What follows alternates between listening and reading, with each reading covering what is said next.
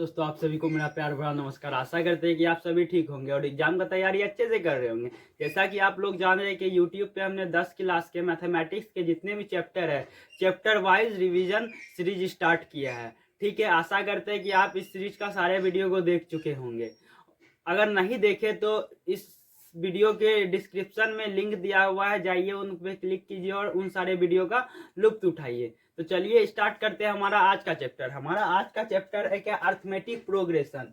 हमारा आज का चैप्टर है अर्थमेटिक प्रोग्रेशन, इसको एपी बोलते हैं। इस चैप्टर का भी हमारे बिहार बोर्ड के एग्जाम में अच्छा खासा वेटेज है। ठीक है दोस्तों, तो चलिए स्टार्ट करते हैं। हमारा एपी का फॉर्म जो होता है, मान के चलिए कोई A1 A2 A3 A4 dot dot dot dot AN पद तक दिया है। ठीक है, ये हमारा फर्स्ट टर्म हो गया, ये हमारा लास्ट टर्म हो गया। ठीक है दोस्तों, इसको AN या L से डिनोट करते हैं, AN या L से डिनोट करते हैं। ठीक है दोस्तों, अगर मेरा दो पदों के बीच का कॉमन डिफरेंस बराबर आया तभी ये AP में होगा। अगर हमारा D जो है A2 minus A1 A3 minus A2 A4 minus A3 dot dot करके दो पदों के बीच का अगर मेरा कॉमन डिफरेंस, इसको बोलते हैं सर्वांतर। क्या बोलते हैं? सर्वांतर। ठीक है, अगर सर्वांतर मेरा बराबर आया, डी मेरा कॉमन डिफरेंस बराबर आया तो एपी में होगा।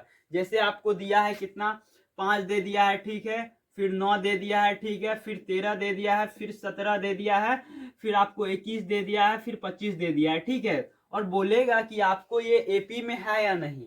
तो एपी में कैसे चेक करेंगे, इसका क्या निकालना होगा, डी, कॉमन डिफरेंस निकालना होगा। ठीक है दोस्तों, तो हमारा डी हमने क्या पढ़ा कि दूसरे पद में पहले पद को घटाएंगे तो 9 में से अगर 5 को घटाए तो कितना आ गया दोस्तों, 4 आ गया। ठीक है, फिर हम क्या किए, D1 निकाल लिए, D2 का यहां से निकालेंगे, फिर क्या 13 में से 9 को घटाएंगे। ठीक है, 13 में से 9 को घटाए कितना आ गया दोस्तों, 4 आ गया।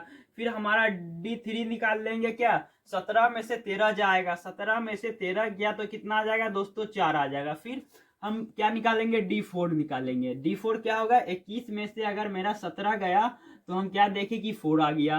फिर D5 क्या देखे कि 25 में से 21 गया तो मेरा क्या आ गया, 4 आ गया।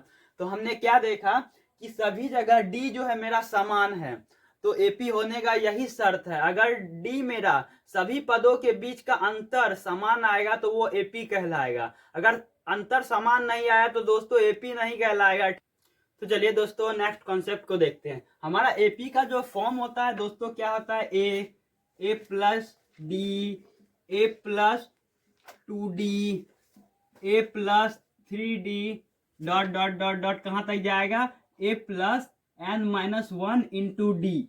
इसी पद पे आपको समझ में आया होगा कि a प्लस 2D यहाँ पे क्या आया कि तीसरा पद है, तो n के जगह क्या रखेंगे, 3 रखेंगे। a प्लस मेरा कितना पद है, 3 पद है, क्या बोले तीसरा पद निकालने, तो क्या रखेंगे 3 माइनस 1 इंटू डी। तो ये हमारा क्या आ जाएगा, a प्लस 2D।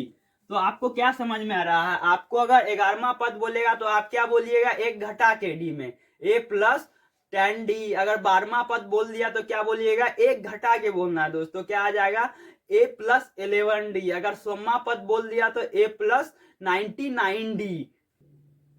तो हमने अभी भी क्या देखा दोस्तों, एपी के फॉर्म को देखा। अब चलते हैं लास्ट टर्म पे। हमसे पूछ क्या लिया जाता है कि एपी का लास्ट टर्म दिया है, आपको क्या दिया रहेगा, आपको ए दे दिया जाएगा। ठीक है, आपको डी दे दिया जाएगा और पूछ देगा कि आपका एपी का लास्ट टर्म क्या होगा। तो लास्ट टर्म का फॉर्मूला जो होता है हमारा दोस्तों, क्या होता है, AN या L। क्या होता है, a plus N minus 1 into D.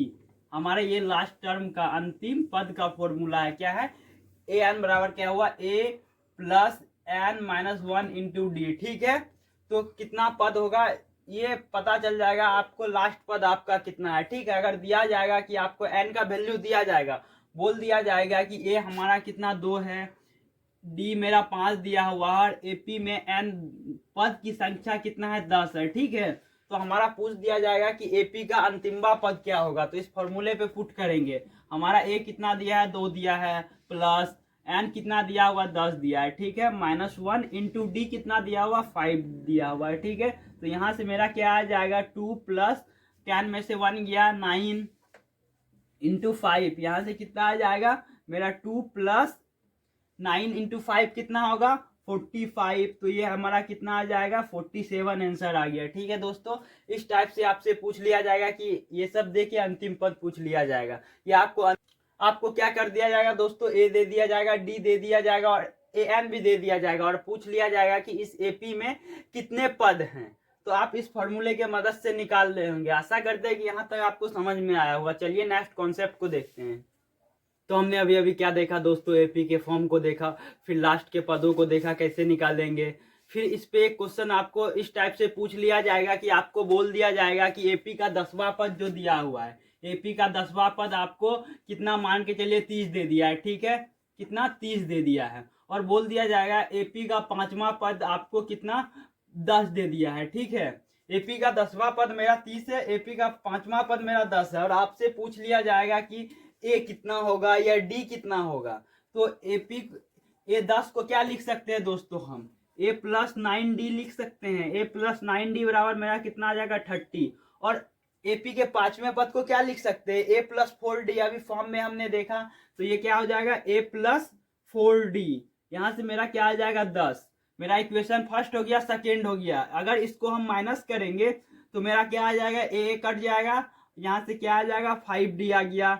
और मेरा 30 में से 10 गया, कितना आ गया 20 आ गया। ठीक है, और मेरा डी यहाँ से क्या आ जाएगा दोस्तों 4 आ जाएगा। ठीक है, फिर हम 4 जो है दोनों में से किसी इक्वेशन पे पुट करेंगे तो हमारा ए आ जाएगा। ठीक है, चलिए पहले इक्वेशन पे पुट करते हैं। ए प्लस 9 इंटू 4 कितना, मेरा डी कितना आ गया दोस्तों 4 आ गया। ठीक है, बराबर कितना 30 दिया हुआ है। ठीक है, तो 9 गुना 4 कितना होगा, 9 चौके 36 होता है दोस्तों। ठीक है, बराबर 30।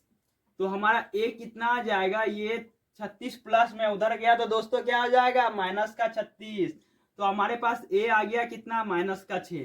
तो हमने क्या देखा कि इस एपी का अगर ए आपसे पूछता तो -6 हो जाता, अगर डी आपसे पूछता तो 4 हो जाता। ठीक है, तो आशा करते हैं कि ये इस टाइप का क्वेश्चन आप बना लेंगे। तो चलिए इस चैप्टर के नेक्स्ट कॉन्सेप्ट को देखते हैं।